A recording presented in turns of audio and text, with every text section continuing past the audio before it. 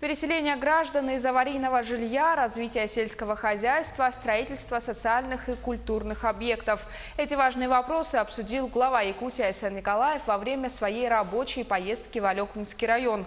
Правительственная группа посетила села Такко, Дапарай, Алекминское и административный центр. Какие вопросы сегодня больше всего волнуют жителей района, выясняла Анастасия Кобызева. Сельское хозяйство Алекминского района станет передовым в республике. В Улусе уже есть бренды, которые известны по всей республике. Алекминский сыр, картофель. Но есть и набирающие обороты предприятия. Например, животноводческий сельхозкооператив «Такко», где производят натуральные кисломолочные продукты и разные виды варенья. Сортоиспытательный участок в селе Алекминское. Там выращивают практически все. Зерновые, кормовые культуры, многолетние травы. Эти объекты во время рабочей поездки посетил глава республики. У каждого предприятия свои проблемы. Кому нужен новый комбайн, кому логистику наладить. Вопросов много, но решать их можно, а главное – нужно. Я вот сегодня дал ряд поручений в адрес и председателя правительства, курирующего заместителя председателя правительства и Министерства сельского хозяйства для того, чтобы эти вопросы были рассмотрены.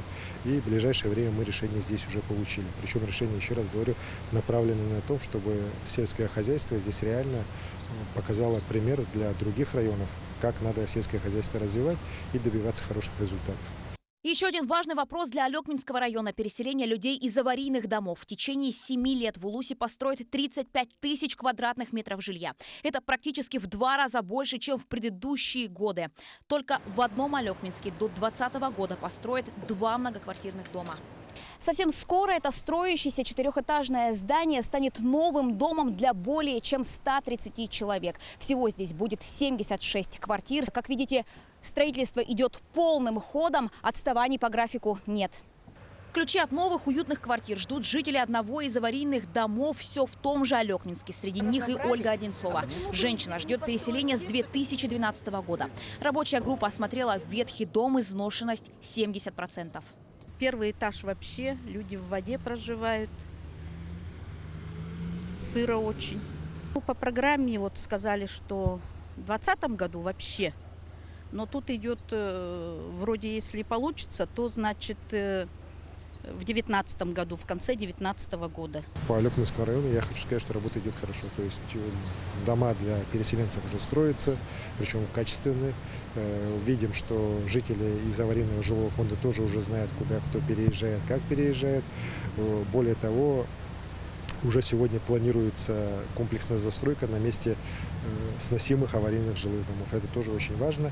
В Алекминском районе идет строительство нескольких крупных культурных и спортивных объектов. В их числе этнографический комплекс. Именно здесь в следующем году пройдет республиканский Сэ-Халанхо. Этим летом в местности прошел районный праздник лета, а сразу после вновь начались строительные работы. Сделать нужно еще многое. Хотим построить, уже начать работу над входной зоной. У нас будет мост через овраг, который вот организует вот этот вот весь сценарий входа людей на эту нашу чудесную, замечательную поляну. Этот комплекс в целом будет вмещать 3000 человек, пока трибуна построена на 1500 человек.